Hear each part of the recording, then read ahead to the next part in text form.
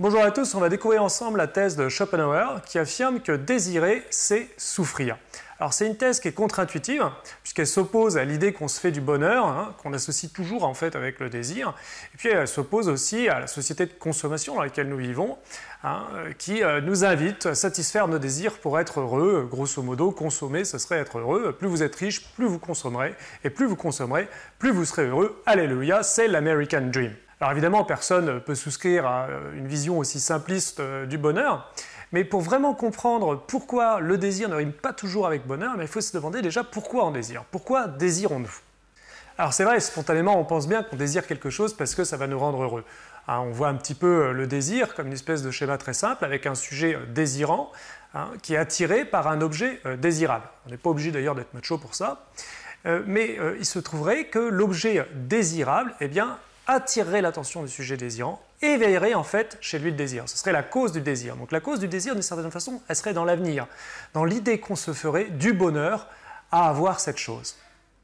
Subjectivement, consciemment, si vous voulez, c'est bien ce qu'on se dit. C'est-à-dire qu'on imagine bien que si on désire un objet, c'est parce qu'il va nous procurer du plaisir qui va pouvoir nous rendre heureux. Et donc on le veut, voilà. Mais en fait, c'est pas si simple, parce que quand je dis pourquoi, ça peut signifier deux choses. Quand je dis pourquoi, ça peut vouloir dire dans quel but.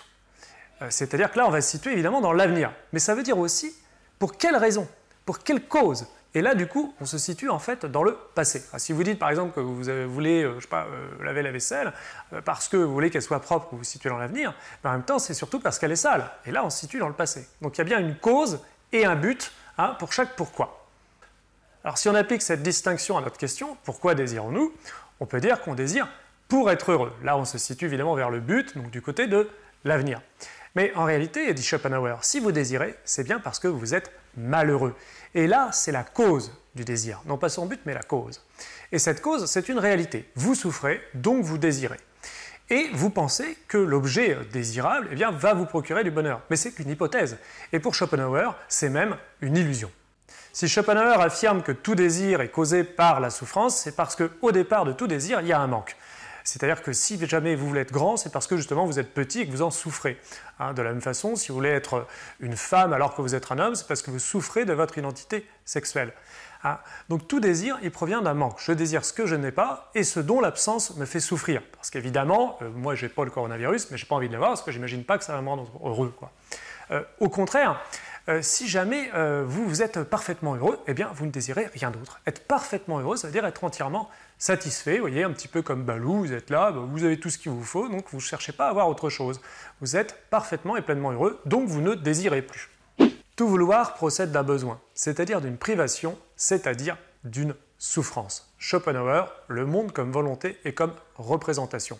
On reparlera du titre plus tard. Alors le désir, il est provoqué par la souffrance, mais ça ne s'arrête pas là, parce que quand vous voulez quelque chose, vous êtes obligé de faire des efforts, vous êtes obligé de travailler pour l'avoir. Autrement dit, vous êtes obligé de souffrir. Il faut souffrir pour être belle, no pain, no gain. Si vous voulez quelque chose, il va falloir suer un petit peu pour l'obtenir. Donc c'est encore une souffrance. Ensuite, oui, vous allez être satisfait d'avoir la chose, mais on le sait bien, on se lasse de tout, et le problème est que la satisfaction, elle est souvent mesurée, elle est courte, dit Schopenhauer. L'idéal, en général, est toujours supérieur au réel. Alors du coup, on a tendance à être déçu, et parce qu'on est déçu, on va être amené à désirer à nouveau. C'est pour ça que le cercle du désir, pour Schopenhauer, c'est en réalité un cercle vicieux, c'est celui de la souffrance. Alors c'est pour ça que selon Schopenhauer, tant que vous êtes sujet du vouloir, vous ne pourrez pas être heureux. Alors on a vu le titre du livre, Le monde comme volonté et comme représentation. Il est intéressant parce qu'en fait Schopenhauer, ce qu'il veut nous dire, c'est qu'il y a dans le monde une espèce de force qu'on pourrait appeler la volonté, le vouloir vivre. Et cette force, elle est très puissante et c'est celle qui vous amène à agir et à désirer. Et puis d'autre part, il y a la représentation que nous, on se fait du monde. Et ce vouloir vivre, en fait, il est masqué par les représentations que nous faisons du monde. Par exemple, le vouloir vivre, ça peut être l'instinct sexuel, ça c'est la volonté du monde, de la puissance de la vie.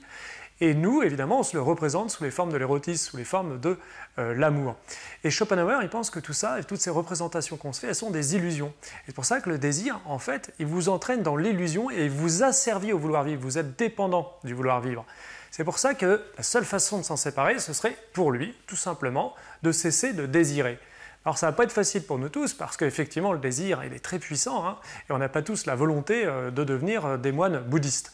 Mais il nous offre une autre possibilité en nous disant que peut-être que dans la contemplation, l'homme peut aussi sortir de cette espèce de cercle vicieux hein, du désir. Et donc l'art, qui est le lieu de la contemplation, la musique en particulier, il vous permettrait du coup d'échapper un petit peu à ce cercle vicieux parce que, eh bien, quand vous contemplez par exemple une nature morte, vous savez bien que vous n'allez pas pouvoir en consommer les fruits. Hein, d'une certaine façon, vous prenez plaisir à quelque chose qui est une simple représentation, mais vous savez que c'en est une. Donc vous n'êtes pas dupe d'une certaine façon, et puis à ce moment-là, eh bien, vous êtes libéré du désir. Mais il y a des voies aussi intermédiaires qu'on pourrait trouver, hein. C'est celle que Socrate d'ailleurs oppose à Caïclès dans Gorgias de Platon. Caïclès dit qu'il faut satisfaire tous ses désirs pour être heureux. Bon, Socrate il lui dit si c'est ça ton but, tu seras jamais heureux parce que les désirs sont infinis. Ce que tu devrais faire, plutôt que d'être l'esclave de tes propres désirs, de tes pulsions, eh bien au contraire, c'est les maîtriser. Hein. Par la raison, par ton intelligence, tu peux maîtriser tes désirs et les ordonner. Pour conclure, on peut remercier Schopenhauer de nous montrer le danger qu'il peut y avoir hein, dans le désir. Mais en même temps, on n'ira pas avec lui jusqu'au bout de son raisonnement, puisqu'on n'est pas suffisamment dépressif pour rejeter tout désir. Et on dira avec Socrate qu'il s'agit tout de même de rester un maître de soi et de maîtriser ses désirs pour pouvoir être heureux.